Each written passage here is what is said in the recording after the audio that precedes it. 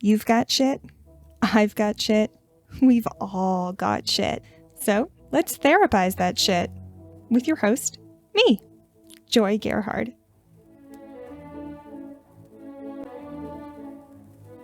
Please note, I am not a therapist. I cannot and do not diagnose anyone or prescribe anything. This is just me, someone who struggles with mental illness, emotions, and intrusive thoughts, sharing what skills I've used and how I've used them. Also, trigger warning, in this podcast, I talk about sensitive topics including mental illness, suicidal ideation, self-harm, rape, childhood sexual assault, trauma, and more. I also swear here and there, so listener discretion is advised. If you're new to the podcast, some context for you. I've gotten a ton of value out of doing group therapy and watching others process their shit.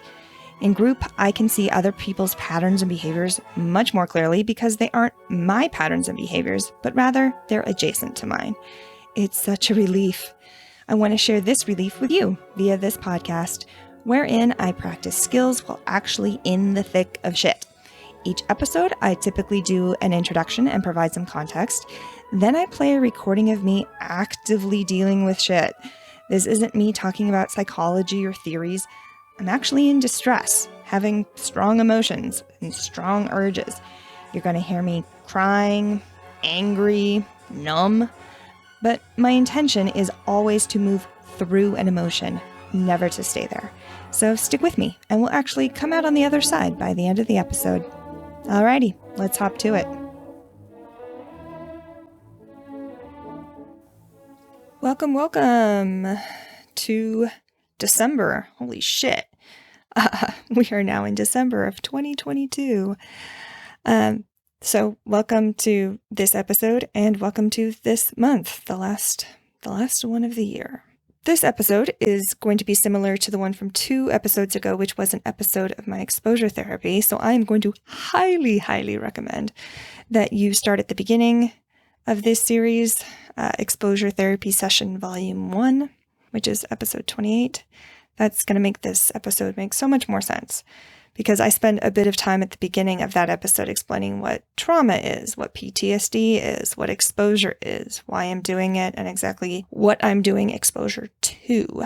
And so rather than repeat all of that here, I'm just going to recommend that you go listen to episode 28, which is not the previous episode, but 2 episodes ago. And if you don't want to listen to the whole thing, at least listen to like the first, I think, 20 minutes, half hour, which is the explanation of all of that stuff before I get into the recording. The recording I'm about to play for you in this episode is a therapy session that I had on April 19th, 2022, and is, like I said, the very next session after the session that I included in episode 28.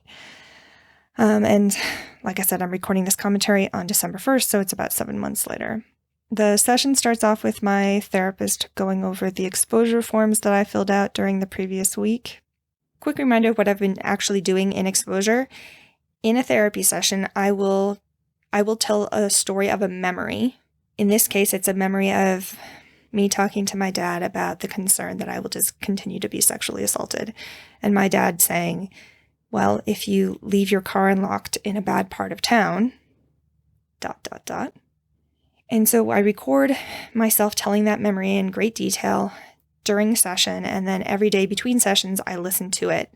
I listen to that recording and fill out an exposure form about that experience. That's imaginal exposure.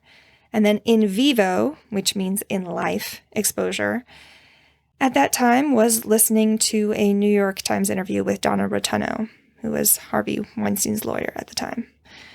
And this is the interview where she was asked if she'd ever been sexually assaulted. And she responded with, quote, "I have not, because I'd never put myself in that position."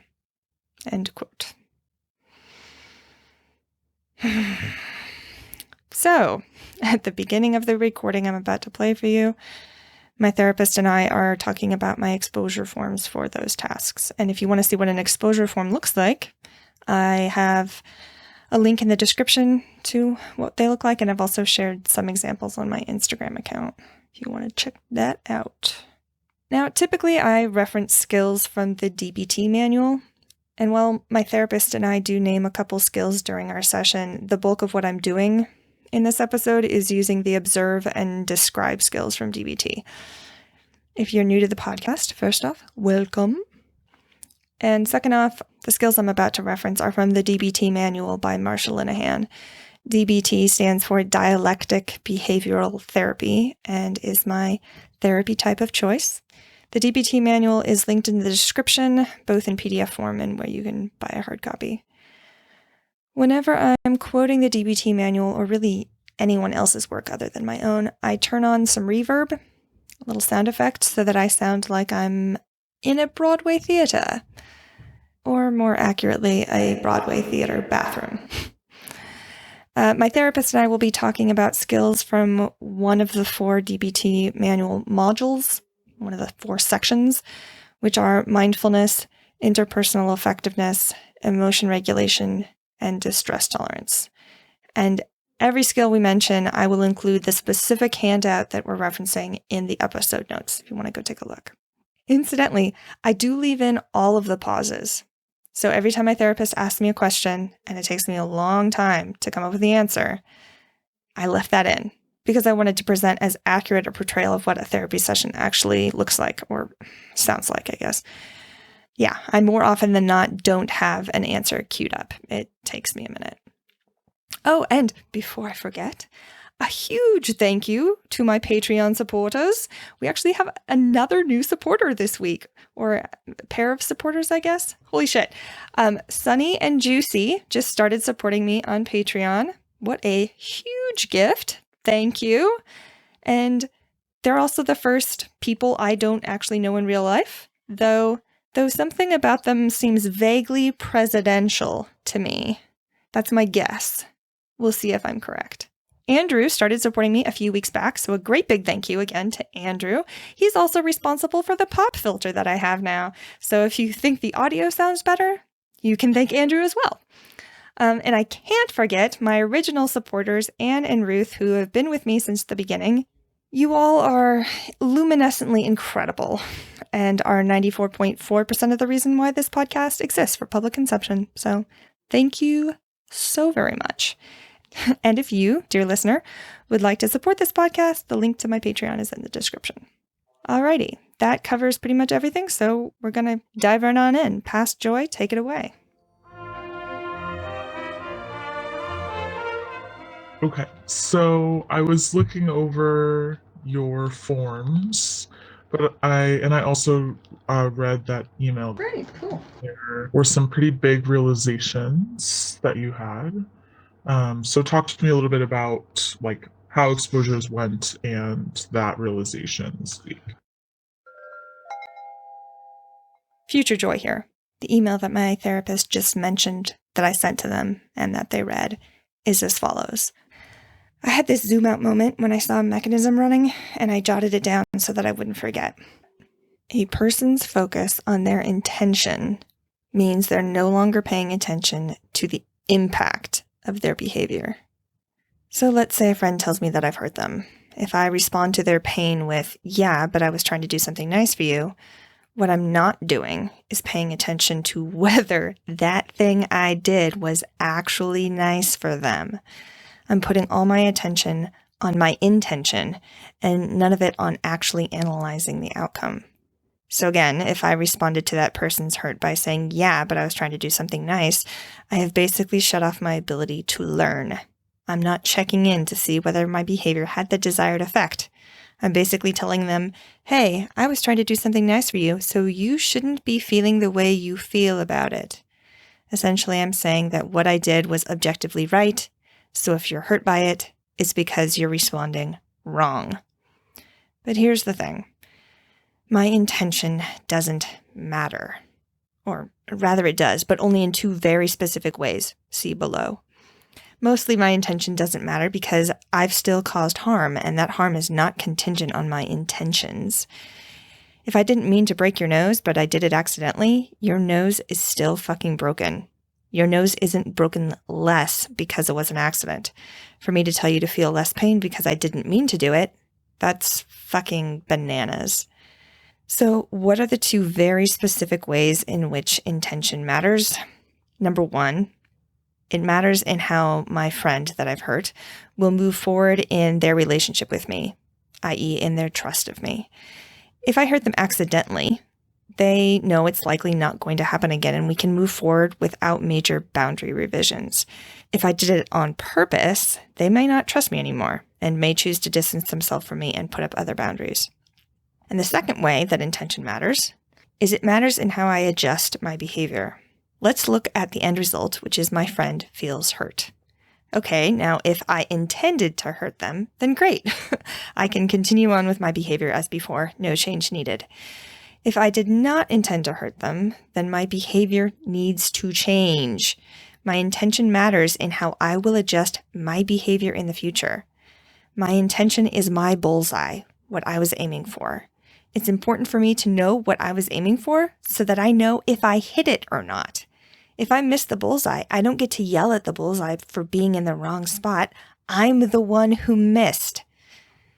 And now here's where we get into the shit. In conversations with mom and dad specifically, when I have said, here's the impact you're having on me, they have responded with, that wasn't their intention.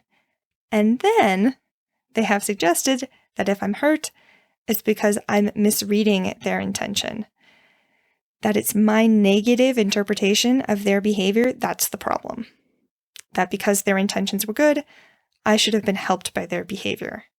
And if I'm not being helped by their behavior, there's something wrong with me. I'm being willfully, stubbornly negative in choosing not to be helped. Dad says that I've painted him as the villain, and yes, I've certainly judged him. And when he says that he feels like I've painted him as the villain, what it sounds like is, Joy, stop being hurt by the things I do. I love you and only want what's best for you. So if you're hurt, it's because of your interpretations of my behavior, not my actual behavior. And that is why I'm not telling them about any of this invalidation work, because I don't want them to tell me that if I feel invalidated, it's because I interpreted what they said wrong, and definitely not because they were actually invalidating. End of email. And now back to the therapy session recording. So that realization happened, I think it was Sunday. So, let me just start at the beginning. So exposures was kind of all over the map. I guess the first one is on the 12th. I don't have the imaginal on the 12th because that's what we did in session. This fucking lawyer, man. I kind of go in and out of being able to just sit and be with whatever I'm feeling versus wanting to poke holes in all of her arguments. I periodically will have the urge to want to find all the think pieces that were written about that interview, or to contact my friend Ebony who's studying for the LSAT and be like, can you pick apart this argument with me? And one of the things that's most frequently shown up for this in terms of what's the worst is having my brain feel kind of all scrambled. Okay. Not knowing which way is up. I can feel my brain trying to make sense of things and trying to pick apart and being like, okay, remember this, and you'll need to research all of these thoughts that keep happening. And it's tying itself in knots. So that was kind of ongoing. Okay, so it sounds like a lot of thoughts are coming up. Yeah, and so I was practicing, mindfulness to thoughts and identifying them as thoughts. But yeah, brain feeling tied up in knots. That was a thing that was consistently, I was thinking it would happen, and it did happen, and it was as bad as I thought it would be. It would be. Okay. And were you able to tolerate it? Well, I mean, I'm still here, so. Yes. Yeah. Okay. I think what I'm identifying is what invalidation feels like in my body. To me, they feel at odds with each other, of resistance and then belief and then confusion. Like I will push back against the thing, but then I'll internalize the thing. There's a lot of, I think it is disgust. There's tightness throughout my gut, like I've swallowed poison, kind of. Mhm. I've never swallowed poison. I actually don't know what the physiological response to that would be. But there's tightness in your throat. Yeah, it's actually like all the way down into my, kind of below my, what is this? Like here, diaphragm? Diaphragm. Yeah. Okay. And it's like tightness all along the sternum will go up into my throat. Mhm. It feels like I'm hungry, but I don't want to eat. Just it's a lot. Okay, so you're kind of sitting with and experiencing those body sensations as you're doing this. Yeah, And there's a lot of thoughts coming up, but generally you're still able, it sounds like, still able to stick with kind of observing and noticing when that's happening. sure. Yeah. Okay. And not doing anything to prevent it. No, I mean afterwards I will typically go to the gym to try to get to do some intense exercise. I've actually been doing there's a sled you can pull or push at the gym, and you can load it up with weights. Mm-hmm. And I almost have it maxed out. I got up to 360 pounds pulling it, which I attribute to exposure. It's motivating you, it sounds like. Because I get so like annoyed and angry, and the disgust just kind of sits like a lead weight in my stomach, and so I want to go like get the energy out afterwards. And where is that annoyance and anger directed towards? Depends on the day. Sometimes it's the lawyer. Sometimes it's my dad. Sometimes it's rape culture in general, I guess. Mhm. Like there's no particular target. It's just kind of out. Rarely. I mean, I think a little bit of shame has come up. Like I'm looking at one right now on the 16th. I felt shame afterwards a little bit. Okay. It's not a huge amount of shame. It's mostly disgust. And yeah, I see disgust is pretty high. Yeah. Shame, I think, it happens more on the imaginal than it does on the in vivo, but don't quote me on that because I haven't actually looked at the data. Okay. If you weren't feeling anger, I would be surprised. Yeah. And I think just to highlight something, right? When we first started working together, which I know was not that long ago, but still some time ago, I think it appeared to me that experiencing anger was very challenging for you. Yes. And so I think in my mind's eye, right, the fact that you're experiencing anger around this stuff, it is uncomfortable. I want to validate that it's uncomfortable, absolutely. And it is something that's important, right? It's actually, and it shows to me that there's some movement happening as a result of doing this exposure. Yeah. Yeah.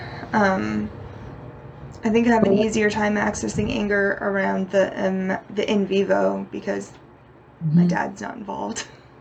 Right, right. But as soon as he is, I tend to. Suppress. Thank Mhm. you. Yes. Mhm. Future Joy here. My therapist just said the word suppress, and it was super garbled, so I figured I'd add some clarity. Back to the recording. And so, is any of that anger being suppressed when you're doing the exposures? Not intentionally. I can feel what it is, and I mentioned this as one of my probabilities is feeling stuck, Okay. like a feeling of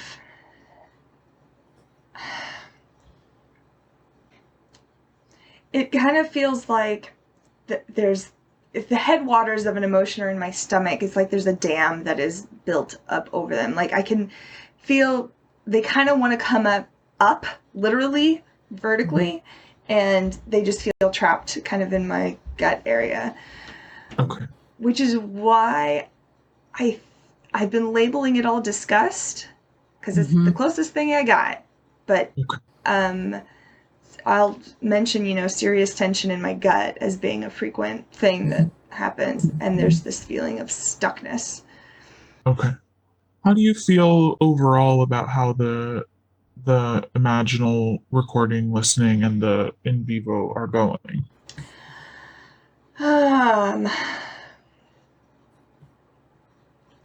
so last week's Imaginal was a pretty big deal, I thought, because I think it's the first time I've cried in months, at least certainly since starting the exposure. I didn't cry during the actual exposure so much as the processing of it afterwards, but it felt like something moved. And I'm used to therapy kind of being like stair step, punctuated equilibriums of like nothing, nothing, nothing, all of a sudden, boom, and then nothing, nothing, nothing, like that there's these big moments of progress, and then I kind of have a steady state for a while. And last week felt like one of those Yes. of like having access to what we identified as the isolation of not having language, Mm-hmm. which has been coming up a lot. Mm-hmm. I was reading in one of your responses to the exposure. I can't remember what day it was, but that you were. It seemed like that was coming up a lot for you, and with some intensity Yeah. around how your brain works. I think you were talking about it in that way. Yeah.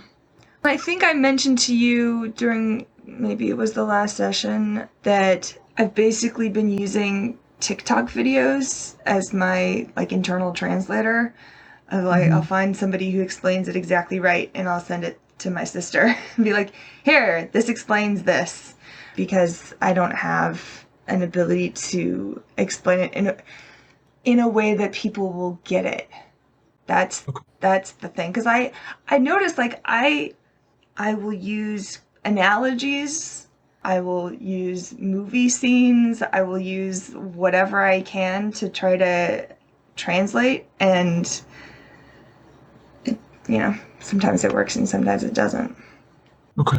And that sounds to me like you are finding language that resonates, right? For, for me at least. And the challenge is finding language that will resonate for someone else that they'll go, oh, I see what's going on. Sure. Sure. Yeah, I think the date that you're talking about is the 14th, Okay.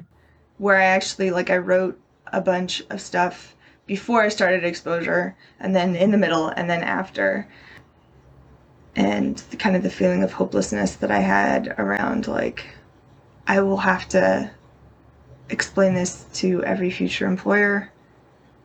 I'll have to explain this to every future partner. Like, shit. Future Joy here again. Here is what I wrote for my Imaginal exposure form on April 14th. Before doing exposure, I'm remembering my first therapist who specialized in PTSD and gifted children. I asked her once what happens to gifted kids when they grow up, and she said they become gifted adults. And I went into a months-long depression. I'd always figured that I was just out ahead of people and that folks would eventually catch up. And I'm having similar hopeless thoughts now. That it will always be this hard to explain myself to new people. Fuck, even not new people, like my parents. Also, I'm realizing I'm moving out of being upset about the context of what Dad said, like feeling blamed, and into being upset about not having language to explain my experience to him. And I have the thought that I'm trapped in this body with no way to explain myself. I have to start from scratch with each new person I meet. This is what I wrote in the middle of my exposure.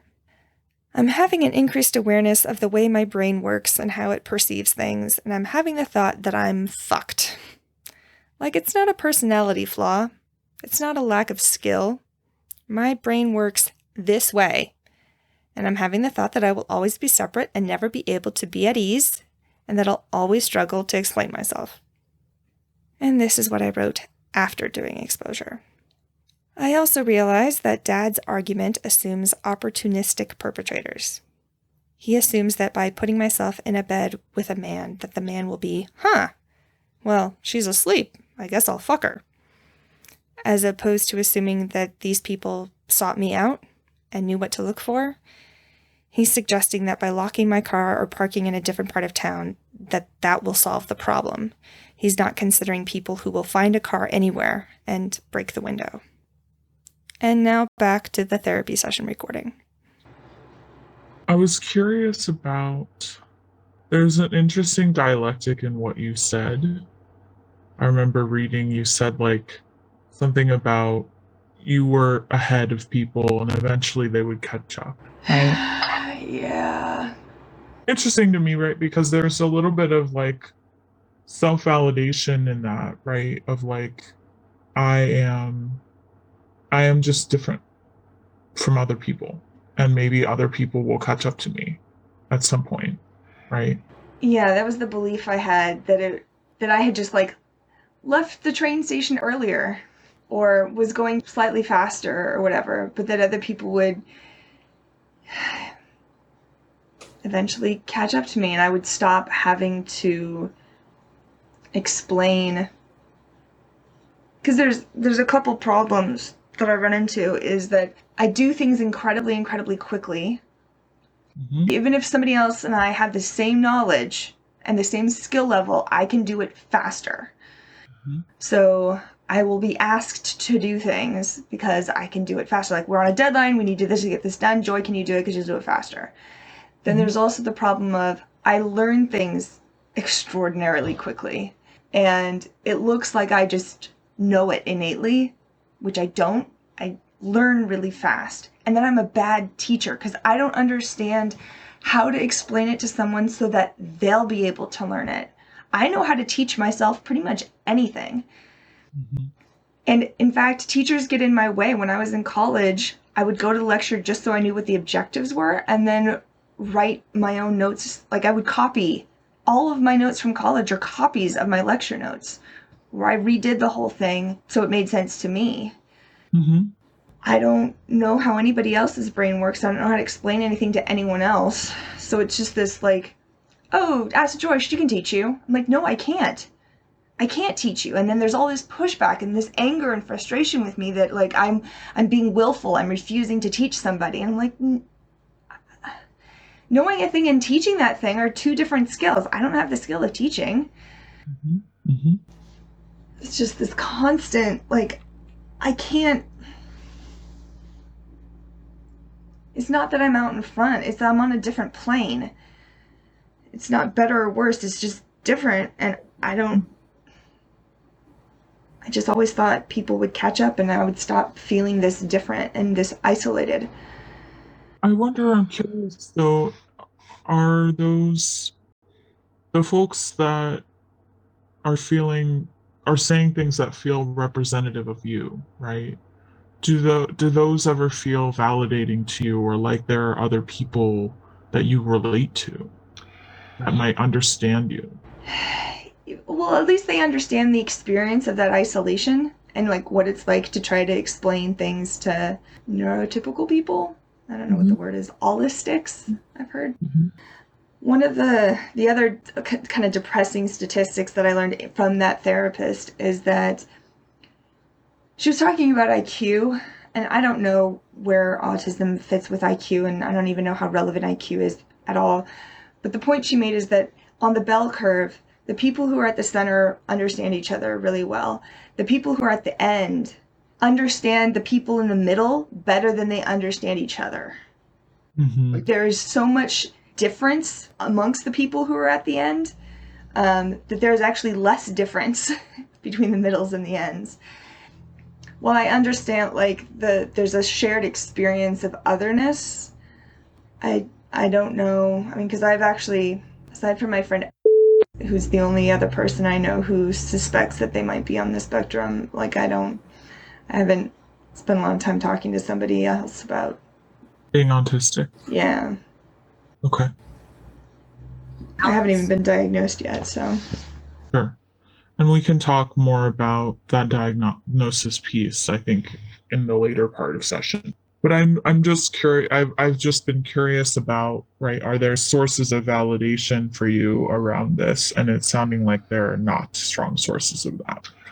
There's sources of validation certainly around, yeah, the otherness. So the person who just explained the difference between temper tantrums and meltdowns, that was hugely validating. Mm-hmm. There are people who have come up with like, here's the translation, here's an explanation. I'm like, splendid Mm-hmm. words. But yeah, it's been harder to find people who look, whose presentation of their experience look like mine. Sure. Sure. Especially because, I mean, as we know, the majority of the research is done around white boys. Mm-hmm. And there's a difference in age, there's a difference in gender, there's, I think, differences in race, and or at least culture, in how it manifests. So, yeah. Okay. So it seems like, coming back to kind of the exposures piece, it seems like you're noticing some new things. So we may want to kind of keep on with that same in vivo. What do you think? Sure. Yeah. Okay. I'm going to make a note of that. And you're right, like, the thing that changed this last week in the imaginal is that I went from the invalidation was about rape culture to the invalidation was around my experience. Mm-hmm. Like, instead of being frustrated around like he's not getting what rape culture is like, he doesn't understand what predators are like, he doesn't understand all of this other stuff, it became more of like, I don't feel heard. Right. He's not understanding you. Yeah. Mm-hmm. Yeah, so it was less about the topic and more about, I think, the mechanics of Mm-hmm. like, oh, you know, he's fixing. I want him to hear me. Yeah. So with that, do you feel ready to start imaginal? I mean, am I ever ready? But yes. Where are suds? Oh, right now, 40. Okay. And worst outcomes? I feel numb. I feel stuck. Like I have a lot of body sensations, but no access to language or nothing's moving. And hopelessness. Okay. Likelihood? Numb, 50. Stuck, 90. Hopelessness at 80. Okay. And how bad? Numb, 10. Stuck, 70. Hopelessness, 80. Okay. Urges. No urges. Actually, let me look at my sheet here. We got SUDS, none of the urges, no dissociation. Sadness is 30. Fear, no. Anger, no. Anger is 10. No guilt or shame. Disgust, 20.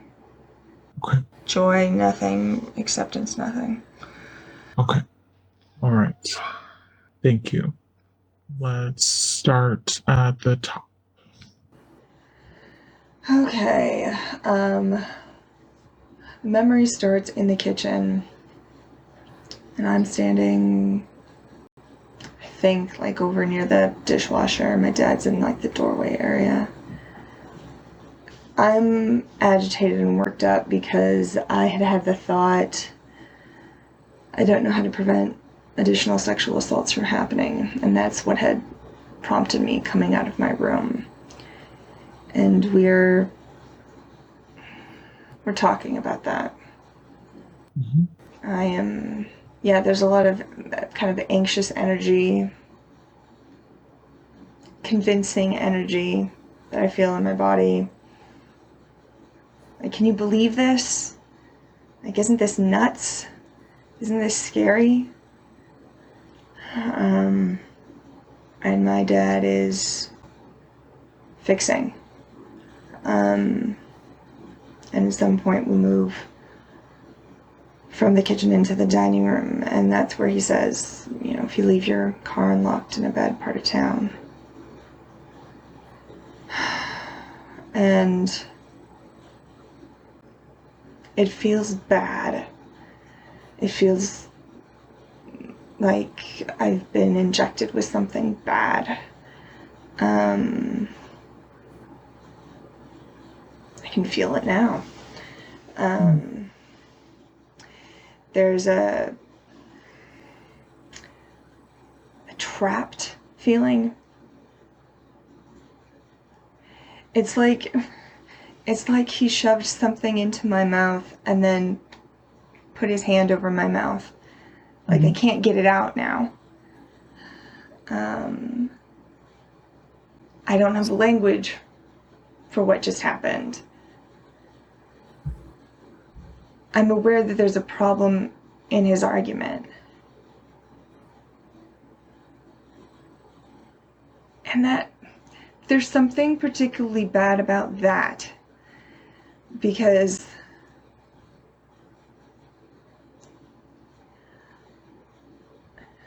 like I have the urge to take apart his argument, but it's gonna take a while. I like want to press pause and go and do a bunch of research and put together, you know, basically like write a book report about it. Here are all the problems with what you just said. But more than that, I want him to understand that that's poison. Like it doesn't feel like enough to like bring out like feminist theory, you know, and put together a list of all his logical fallacies and like all the data and the statistics and everything. It's more that like he fundamentally doesn't understand. And it's beyond the lack of understanding about the facts. It's a lack of understanding, I think, about my experience and how isolating that is. It's kind of like, you know, drone pilots who sit in one of those cubicles, like those trailers, and it's all dark and they're sitting there with their goggles on or whatever and they're steering things and the drone is, you know, 5,000 miles away in totally different environments and everything, and they're making decisions with that distance without actually ever being on the ground, without ever actually like smelling the air or feeling the earth or hearing the people. And there's that separation of the recommendations my dad is making from the reality of my life.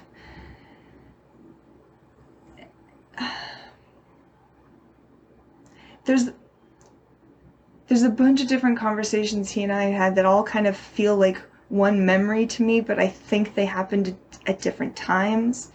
Okay. Try to stick with this memory as you can. We can address other memories going forward. Okay. But there's just like this.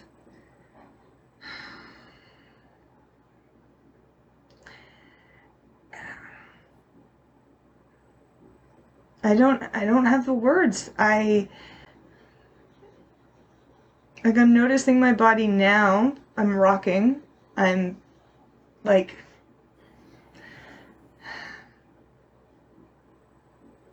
protecting. There's something dangerous about what he's saying. There's an awareness of all I have access to is the theory. Like have you ever seen the rape culture pyramid where it starts off with like locker room talk and at the top is actual like sexual violence? It's like kind of a hierarchy of how we get from things that are not a big deal all the way up. future joy here again, in case that wasn't obvious. Not a big deal is in quotes. Back to the recording. And all I have access to is that, but that feels theoretical. Like, all I am able to identify is like the things you're saying, Dad, is contributing to the problem, because there's victim blaming happening, there's this list of rules, and I know that enables perpetrators to think it's okay to attack this person because she didn't adhere to the rule. It kind of gives them carte blanche when they see somebody who's not adhering to the rules. It causes shame. But all of that's theoretical, and it's not getting at what it actually feels like in my body when he says things like that. And that feels like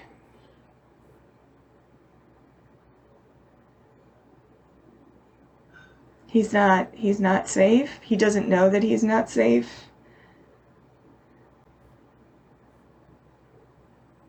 Suds? 60. Something's coming up. Give me a second to let it come up. Stick with it.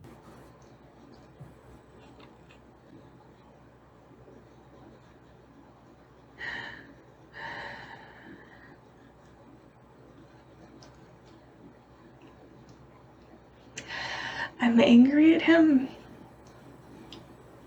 because what he's saying, it's like a big neon sign that says, "Joy, I have not nor will I ever unpack the beliefs that I have around gender and around sex and around sexual violence, and I am convinced that I have healed things and dealt with things." He thinks he's done the work. He thinks he's solid, and he's not. Like, I'm telling him that he's not. I'm telling him, you haven't done the work. You haven't addressed this thing.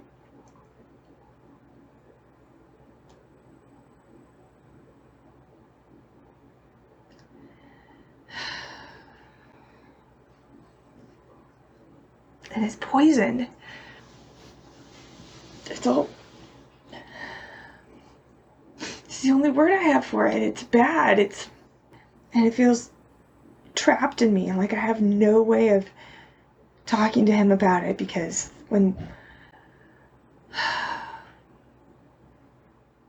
it's poison, and he's not listening, and he's not getting it, and he's not acknowledging it.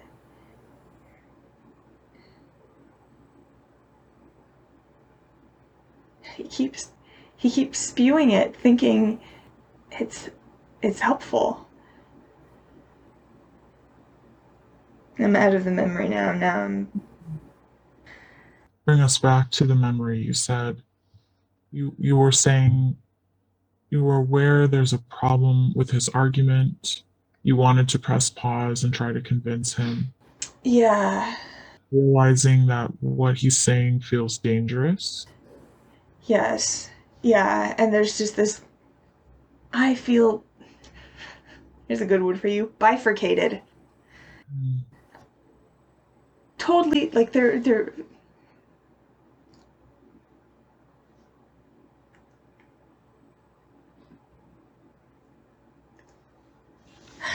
um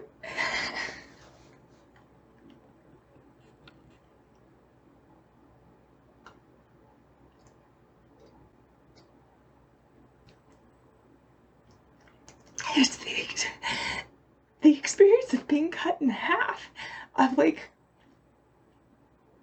total dissociation. Like I can't consolidate, reconsolidate.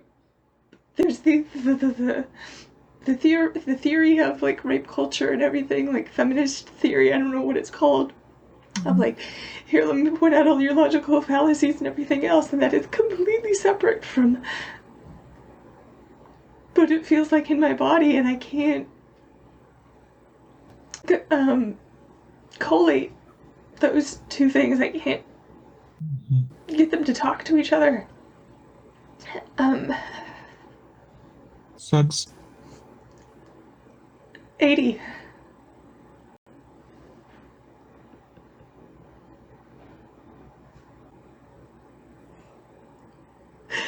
Like,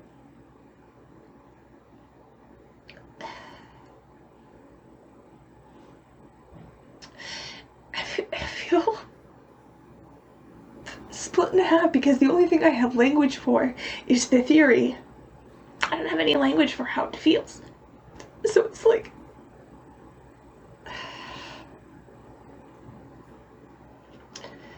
I have to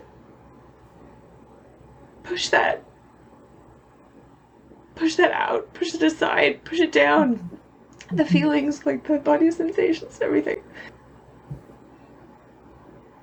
I have no way of explaining it, describing it, showing it. Nothing. All I've got is the theory. And that's not enough. There's also this just...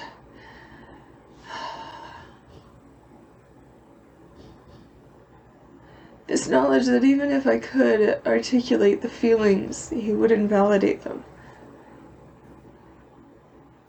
He would say that it's my interpretation, my listening, my judgments or whatever, my assumptions, all of this stuff. I'm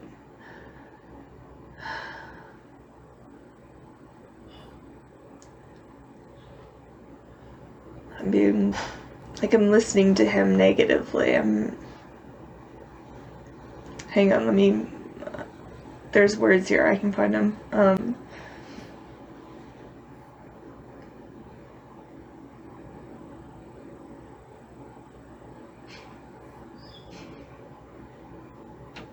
It's like what I said in the fucking email.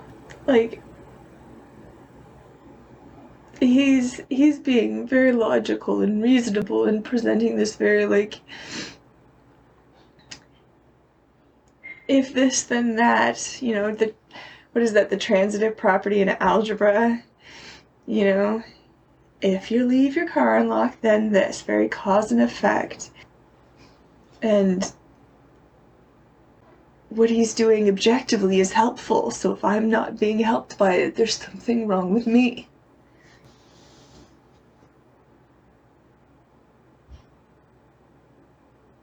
There's something wrong with me. And it feels like so many other conversations, in so much as like, I came with problem A, and now I'm leaving with problem A and B. B, which is so much bigger than problem A. Now, You left the conversation feeling worse than when you entered it. yes, yeah. Now there's even more things to address. There's new problems now, and those problems feel bigger than the other one. They feel more immediate, and they feel more poisonous.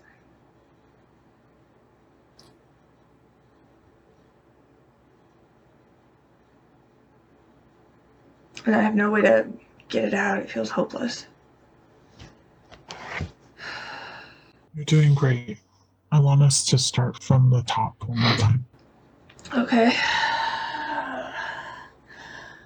So the conversation starts in the kitchen.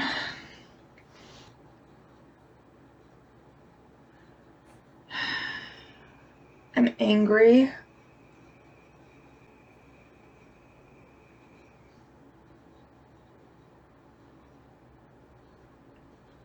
There's a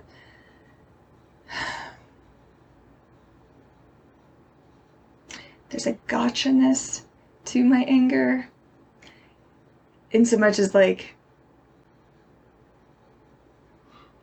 It's like, I finally found a thing he won't be able to respond to. Like, this will draw the poison out.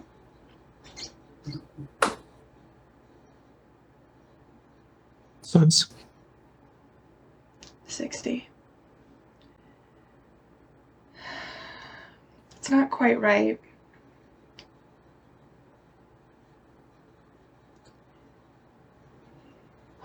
There's a convincing kind of energy, like I'm trying to force something. It's different than a conversation that I have, like, with my sister Anne, where I feel the freedom to just talk and she'll get it. There's something else going on. Convincing is the best word I have for it. And I'm worked up, agitated, frustrated. There's also some fear there, I think.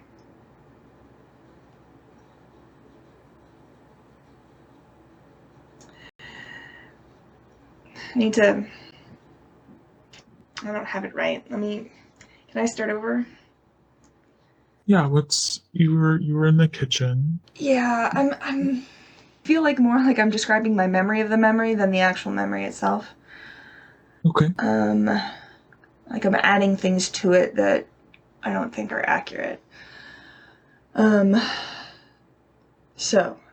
I'm in the kitchen, and there had been a thought that kind of started me feeling agitated and coming out of my room. Of like, I don't know how to keep additional sexual assaults from happening. And I'm worked up about it. And there's convincing. I'm trying to convince. I'm frustrated. I'm not achieving the outcome. He's not getting it. And at some point we move into the dining room. I think I'm sitting down. I don't remember if he's sitting or standing. But at some point he says, if you leave your car unlocked in a bad part of town. And there's a movie where they're having an intervention, and the people who are having an intervention throw a Bible at the recipient of the intervention. And it kind of feels like that. It's like being hit over the head with help. Like, he's trying to help, and yet the help is actually causing hurt.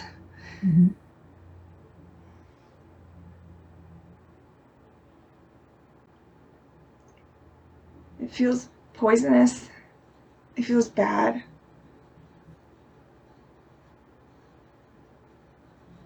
I feel trapped.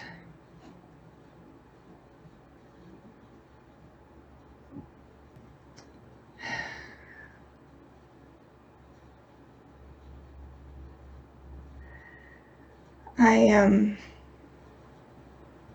feel hopeless and totally separate from myself. Like,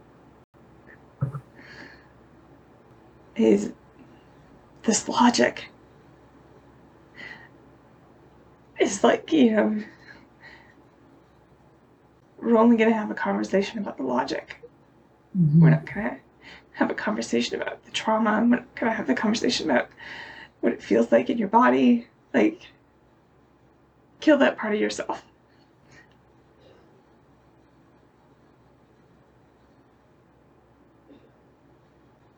Sense.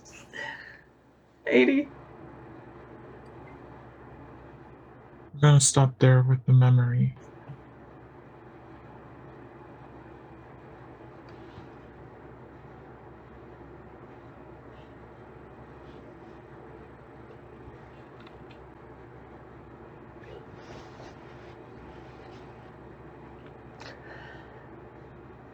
Talk to me about what's coming up right now.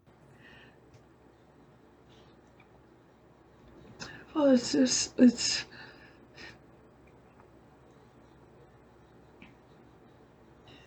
there's a judgment that my dad has around emotions. Men are logical and rational, and women are emotional. Is the story that he has around the gender, and he doesn't even know what to do with anything outside the binary. It's not just descriptive, it is prescriptive. This is how it's supposed to be, and one is better than the other. Logic is better than emotion. Reason is better than emotion. It's the reason why in my DBT manual on the Wise Mind page I have it crossed out. It's thinking mind. Reason and rationalness feel like judgments to me. So it's that trap of being told women are emotional, and then I get angry that he's making a judgment. He's like, see? You're proving my point, and you're getting angry. And like the only way to interact is to kill that part, suppress that part, ignore that part. And the problem, I don't relate to trauma as emotional. I don't relate to PTSD as emotional. I relate to it as like somatic.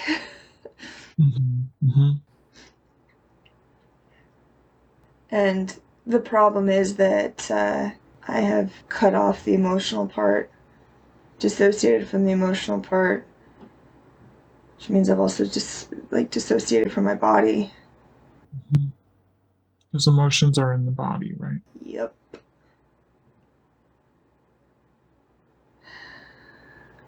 But that's not the first time. I'm positive I've told you this story. The first time we ran across, the central tenets of DBT, one of them being that all behavior is caused, and I laughed at my DBT instructor. Have I told you this story? Oh, okay. So we're going over the list. We get to that one, and then we're in a group, and everybody's listening and taking notes and stuff, and I cackle. And my instructor stops and goes, "You have thoughts, Joy?" I'm like, my behavior is not caused. Like, my emotions aren't caused. They don't come from anywhere. They're hysterical. They're erratic. They're unpredictable. They have no cause. They just arrive from nothing, and they're illogical and all this other stuff. And he's like, "Who taught you that?" And my initial answer was my dad. I came home and I asked my dad, "Do you remember ever saying any of these things? 'Cause I don't remember him ever saying those words to me." Sure. It's like, "No, I've never told you that. You were being hysterical or whatever." But he didn't have to. It was years later that I was like, "Oh, I see." That he would meet any feeling I would have with a logical argument, with invalidation, in the form of a logical argument. Right. And I learned that my emotions were never trying to tell me anything. They were like hormone fluctuations, that there was just a spinny dial that periodically would get spun one way and then another way for no reason. And what does your wise mind have to say about that now? Well, all emotions are caused. And there's my next embroidery project is, actually, I'm going to read it to you because it's brilliant and I'm proud of it. It's a thing that I'm trying to remember for myself because I keep forgetting this. There's two of them. I'm practicing accepting that my experience is valid even if no one can ever fully understand or validate it. But the other one is, What if I let go of trying to understand and instead practiced accepting that however I'm feeling makes sense, is caused, comes from somewhere, even if I don't see how in this moment? Because I also have the belief that I have to understand the why, I have to know the cause, which is why, like, I think it was, I don't know, it was last week or the week before, you and I were talking about, it's okay to just feel it. I don't even have to know what emotion it is. Just be like, this is a sensation I'm having in my body. And I can let go of having to know the why and trust that there is a why. It's like chaos theory. There is a cause, even if I can't see what the cause is. And I actually get really annoyed now. And he's like a bull in a china shop, except the bull is a painter now. It's like, we're just going to slap logic on everything. We're just going to slap this on, whether it fits or not, whether it's appropriate or not, whether that's the color you wanted or not. We're just going to apply this in every scenario. And the problem is, there is a logical reason. And sometimes the logical reason is, I didn't sleep well last night, or I haven't eaten recently. Like, those are logical in the sense that they make sense. But his thing is, logic is thought-based. And my experience of emotion isn't necessarily thought-based. Like, I can have a panic attack at the gym because my body knows I'm the only woman in the room. Like, it can tell I'm surrounded by men, or male-presenting people at any rate. And that is, it's not like I had the thought, oh, I'm the only woman in the room. And there's a cause. We don't always have to explain it. Okay, hang on. I'm going to sit with that for a second.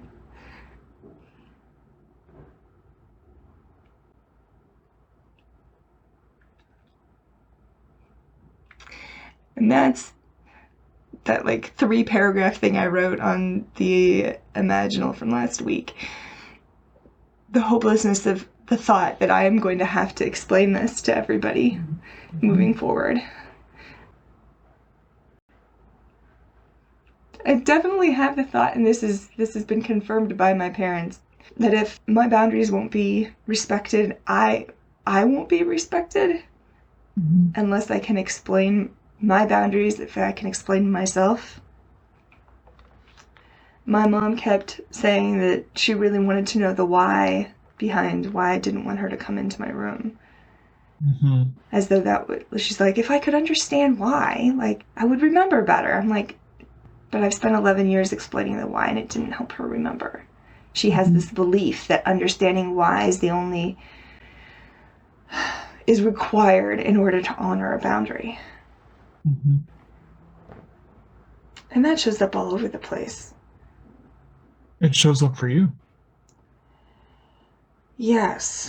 Certainly, like, internally. Like, I have to know my why in order to validate myself. But also, I have the expectation that, like, in order to tell my mom a thing, or, you know, have a boundary with her or with my dad, that I have to give them the why. And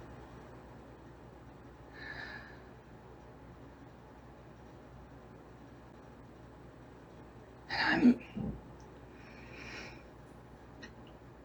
angry about that. Like, I automatically want to go to all of the examples of me respecting a boundary without having to know the why for somebody else. Your anger makes sense here. But here's the question. Like, I'm comparing one of my best friends, Ebony, is non-binary, and before I even knew what anything was, when we met, they told me that and said their pronouns are they, them. And I was like, okay, great, your pronouns are they, them. And I was like, okay, we will respect the boundary. I will figure everything else out later. You know, I don't have to understand gender on a spectrum or their experience of gender or anything at all. to honor the boundary. Yes. And so I'm comparing, I'm using this example of me respecting a boundary without knowing why, and judging everybody else based off of this time when I did it effectively, because there have been times when I have not been effective at honoring somebody else's boundary, right? But I think that's the core of it, right? Is that if effectively respecting a boundary is honoring the boundary without having to know why in the moment. And sometimes we mess up, Yes. but sometimes there are people in our lives who routinely and repeatedly do not honor the boundary.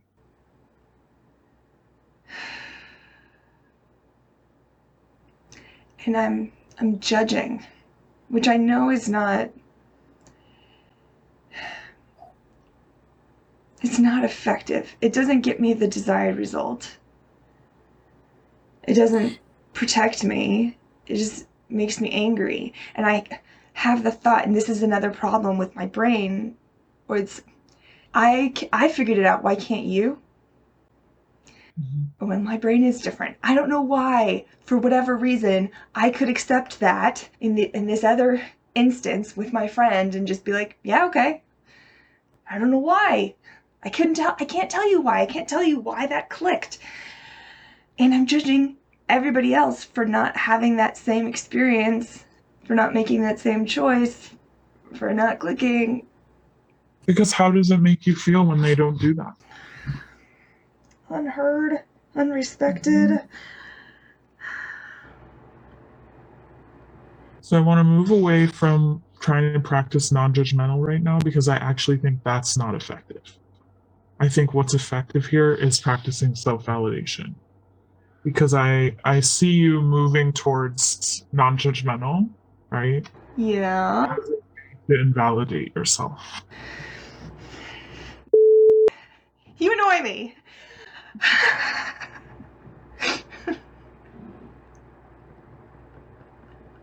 Hang on just a second.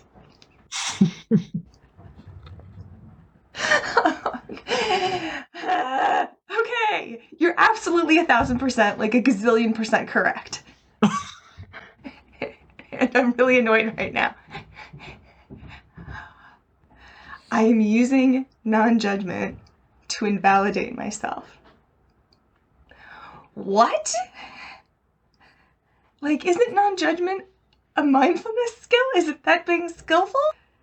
It's an effective skill, right? It's an important skill to notice when judgments are having a negative impact on us, right?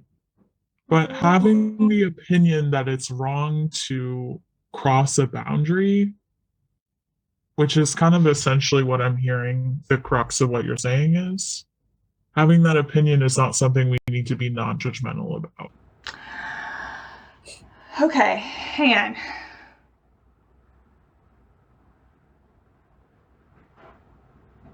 I agree with you. And so you're right, because I was noticing I'm having a couple different judgments. That one, I don't need to, I'm like, I'll allow myself to be judgmental. The judgment that I noticed causing problems for me is the judgment of, I could do it, why can't you? Okay. That's the one that causes, it doesn't work. It doesn't work for me. I get angry at other people. I stop actually accepting other people's skill levels and then making choices based on the reality of their skill level. I keep trying to shoehorn them into my skill level. Mm-hmm. Well, they're separate, right? The urge to change something, right? The urge to change a person is separate, can be separate, right, from desiring that they would do something different because it is hurtful. Like there's like the urge and the desire, and then there's the doing, if that makes sense. Yep, I get it.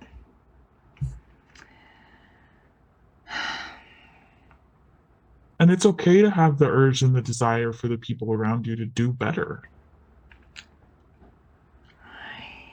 Yeah. When you try to shoehorn, though, over and over, right, that gets you into trouble. Yeah. Well, and that's why it took me 11 years to put a lock on my door. Because I was like, Mom, I could figure it out. Why can't you figure it out? And it was only when I finally accepted, I was like, Mom doesn't have the skill of being able to honor this boundary. Then what would I do if I accepted that she was just going to keep coming in? And that's when I got a lock. Mm-hmm. And we can hold a dialectic there, right? We can validate that you want that to be different. Of course you do. And also accept that it's not. Okay, that's a dialectic that I have not been holding. Because I have it that if I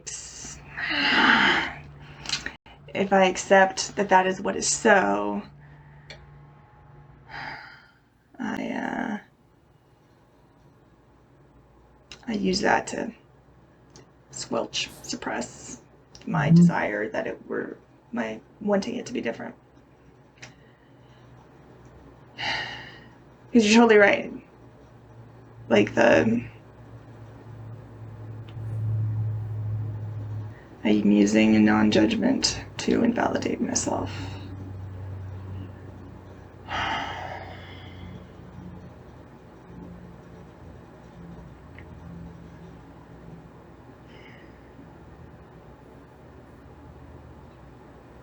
This is annoying. I'm annoyed.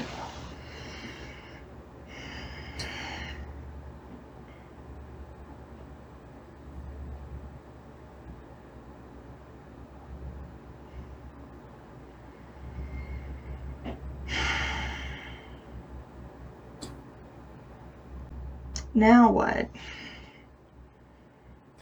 I think part of this is noticing, right? Trying to notice when are you using non-judgmental effectively and when are you using it to invalidate yourself.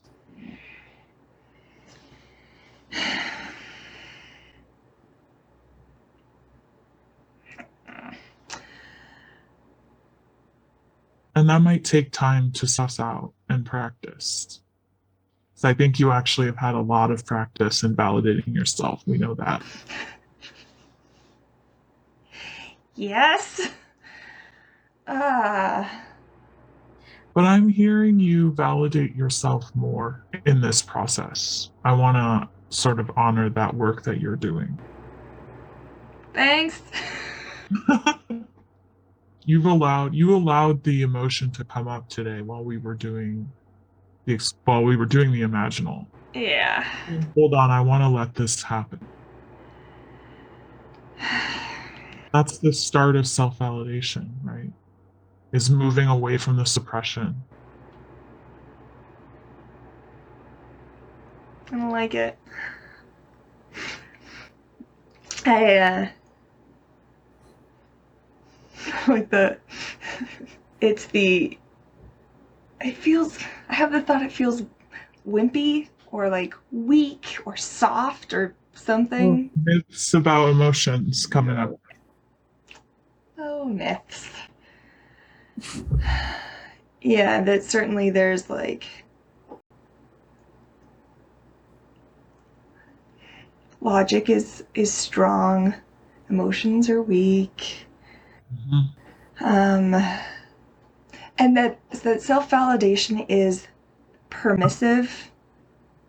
I've been kind of the TikTok algorithm is very smart.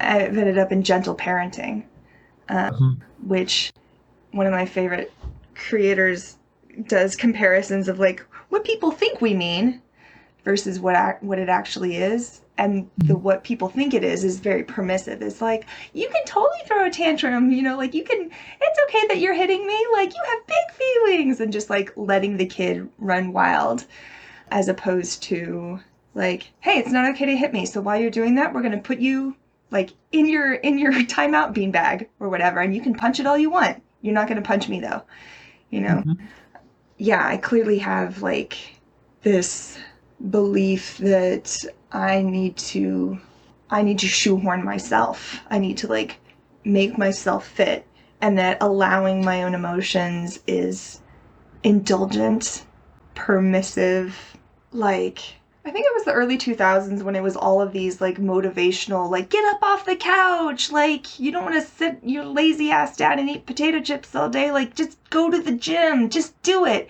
without acknowledging what gets in people's way, you know, that motivation isn't actually the thing that's effective anyway. Like all of this stuff, there was a lot of messaging around like just suck it up, rub some dirt on it, you know, and that validating means approval. That's a really strong belief that I have still. That validation means approval. Yeah, that it means I have to be okay with it, that I have to like it. As opposed to, I mean, like clearly, validation feels like unclogging a drain. Like, it gets everything to move. But I have it that validation is being like, oh, it's totally fine that my sink is clogged. This is great. I really love that my sink is clogged. Yeah.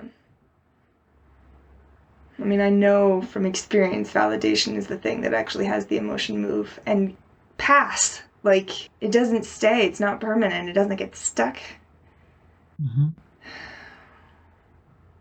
annoyed. What brings up the annoyance? This is a good question, because I've noticed this a lot when I'm practicing skills, like especially when I'm recording a podcast, because I do everything out loud when I record. And I get annoyed when a skill works. Like, turning the mind, to me, is the dumbest skill. Like, it's 4 freaking steps, and they're all silly. Like, observe that you're not accepting, go within yourself and make a commitment to accept. Like, that's dumb. And then the 3rd step is do it again. That's not even a step. It's just repeating the skill. And then the 4th step is make a plan the next time you notice you're out of acceptance. That's also not and it works. Like, why on earth does this stupid thing work? And I'm aware of how annoyed I get when a skill that I have judged for being stupid works. Like, to me, it's so messy inside, it doesn't make sense that one cleaning solution would do all of this. And clearly I have myths around, like, the only things that are effective will be things that are incredibly time-consuming and really hard and very challenging and be painful. I think there's some Puritan beliefs. There must be suffering. Yep. And complex problems require complex solutions is another belief, I think. And I've started watching a lot of furriers, I think is the name of the people who go and they like re-shoe horses and like help cows and horses that have gone lame because they have like a tiny pebble, the tiniest pebble in their hoof, and they will go completely lame. And it kind of feels like that when you point out a tiny thing that is causing all of these problems. I'm like, really? It's a grain of fucking sand. But I get annoyed that this grain of sand has caused decades worth of suffering. I don't know that it's fair to say it's a grain of sand. So my relationship to it, I have the feel as if it's a grain of sand. Yeah, I'm like, the thing that you said of that I'm using non-judgment to invalidate myself. I was like, that feels like such a sneaky thing, because I get to, I have the belief that I'm being effective. Like, I get to convince myself, oh, I'm totally being effective because I'm using a skill. But I'm using a tool. Yes, it is a tool, and I'm using it wrong. Like, if I try to unscrew a screw with a hammer, yes, I'm using a tool for the wrong thing. I don't doubt that you use the skill effectively at times, right? But in this case... Yep. And this is not the skill. This is not the skill to use in this moment. Well, and certainly, even if it is, I'm using it wrong. Yeah, it's not effective the way I'm using it. I'm using it to shut myself up. I don't know that it is effective to block my own thoughts that are judgments. Like, I think mindfulness to current thought, I'm using non-judgment to suppress mindfulness to current thought. That's what's happening. And I can be aware of those thoughts without judging. Like, I can go, I'm having the thought that this person's lazy. And that's a thought, not a, feels different acknowledging it as a thought. Like, yeah, that's a thought my brain is having, as opposed to that person's lazy. It's like a tiny little distinction, but there's separation there. Yes. I'm annoyed. You're very effective, you know. Joy, you are effective. You're doing very hard work.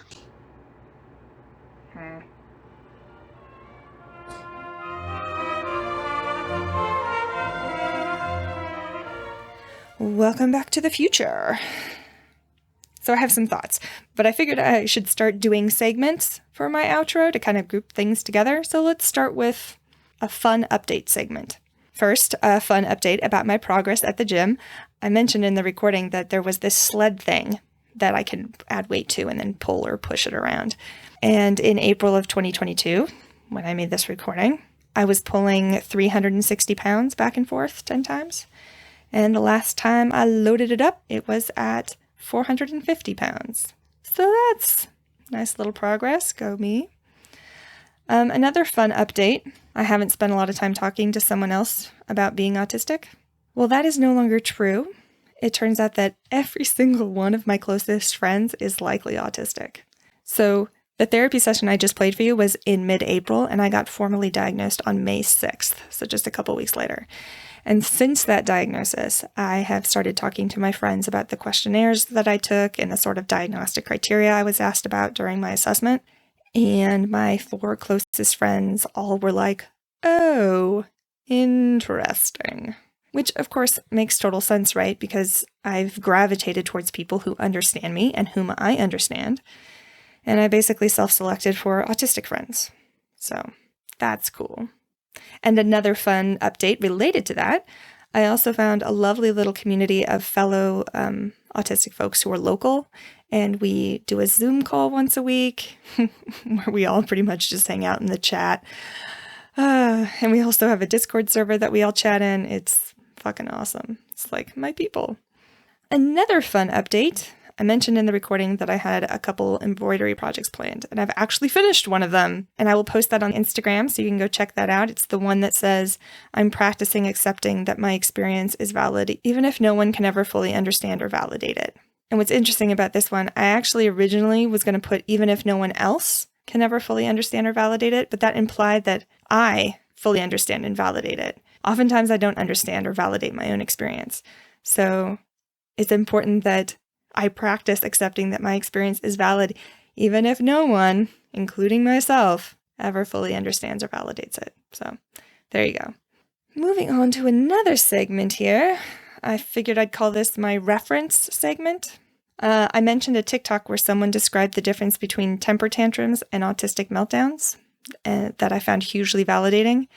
The link to that TikTok is in the description, and the TikTok creator is at Purple Ella and Coco. She also has a YouTube channel that's pretty great, so highly recommend. I also mentioned a movie with an intervention wherein someone throws a Bible at the recipient of the intervention. This is a criminally underrated 2004 movie called Saved, starring Mandy Moore and Macaulay Culkin. Excellent, especially if you have like religious trauma. It's just chef's kiss. Another thing I mentioned in the recording, I talked about the Wise Mind handout in the DBT manual.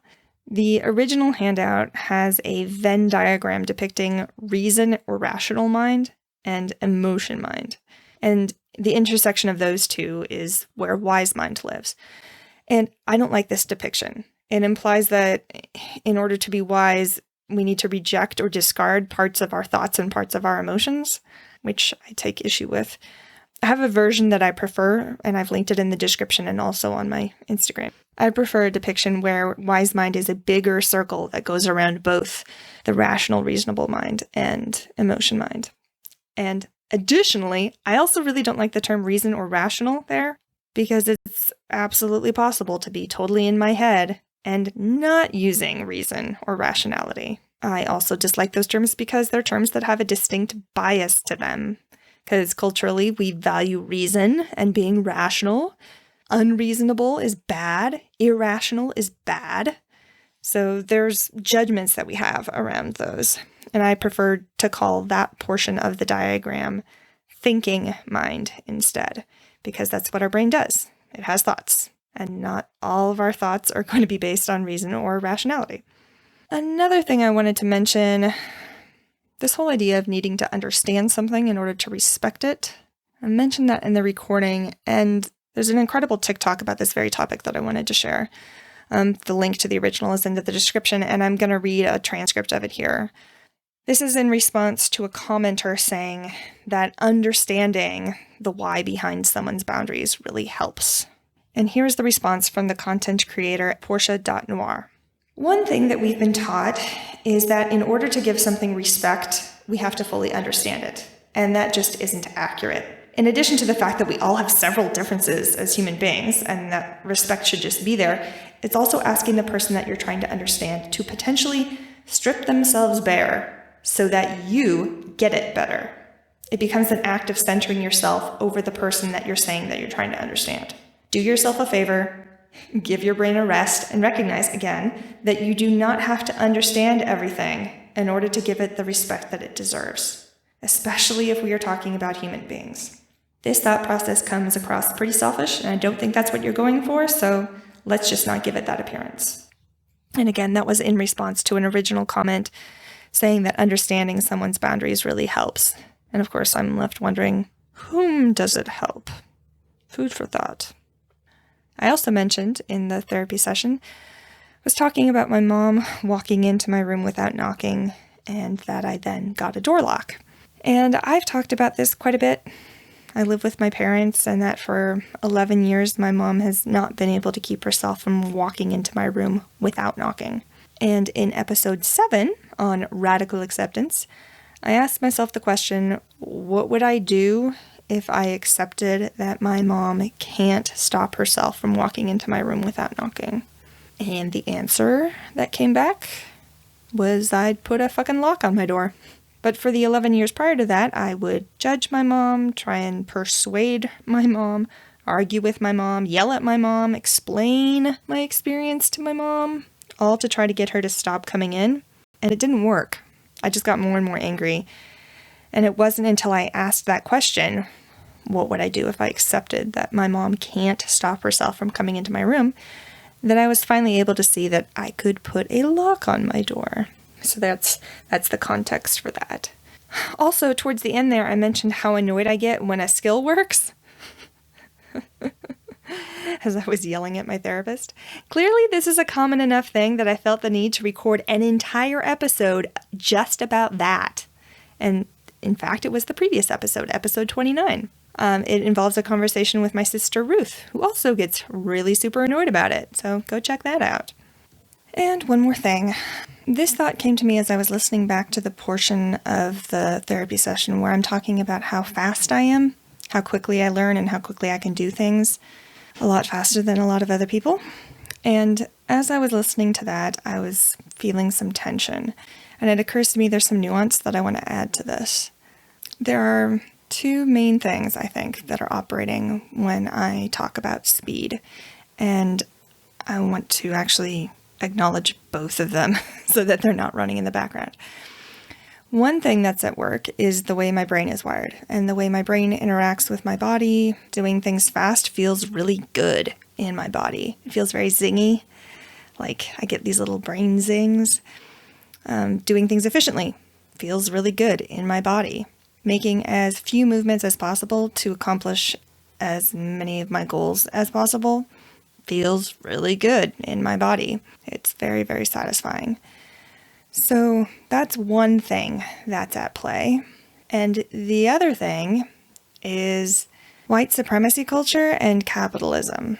There's a great, very descriptive article about the main characteristics of white supremacy culture on the very aptly named website, whitesupremacyculture.info. I've linked it in the description. But one of the things that white supremacy culture values is urgency, getting things done immediately. We got to get shit done now. And of course, capitalism values efficiency and speed and getting shit done now. And that is part of the challenge that I have in talking about how I'm fast. Because I live in a culture and I am of a race, and I'm white in case that wasn't incredibly obvious from everything about me, that deifies and gives supremacy to speed. Doing things quickly is lauded and valued by white supremacy culture and capitalism. And I am just nudging myself to hold both of these things at the same time. The awareness that I like being fast, and also that white supremacy culture and capitalism uphold speed. I can't go into a conversation and say that speed is a moral or universal good, because not everybody has that same experience of speed that I do.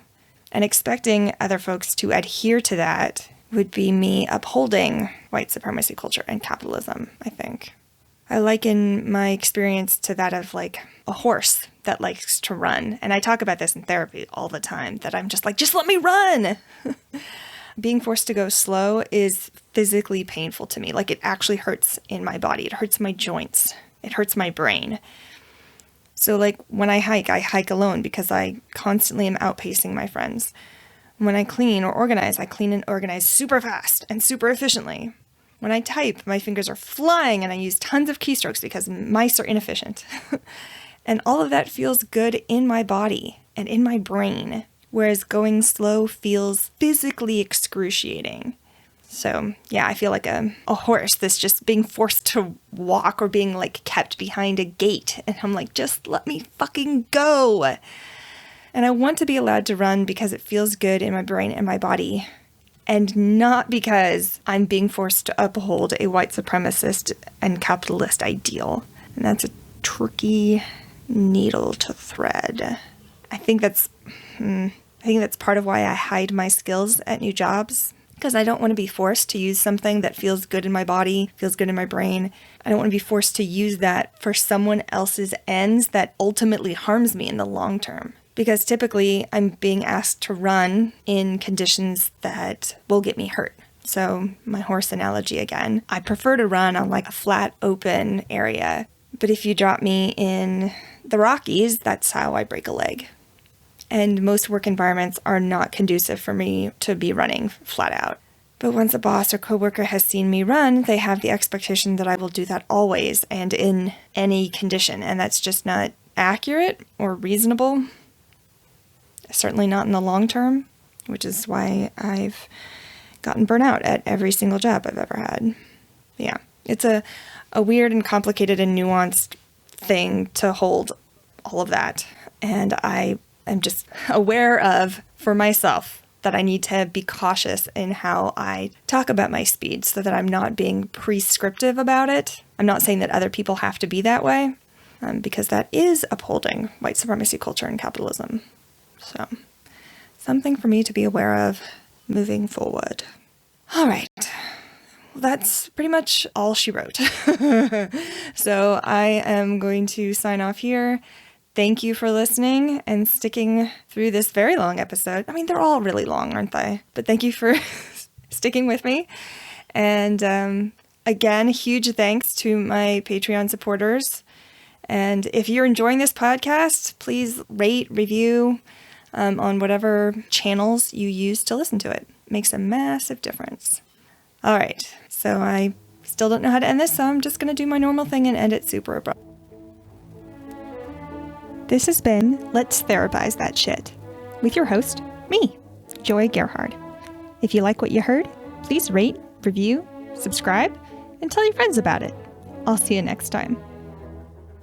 Intro and outro music is Swan Lake Opus 20 by Tchaikovsky, performed by the London Symphony Orchestra, conducted by Anatoly Fistulari, and released on LP by Richmond High Fidelity London Records in 1952.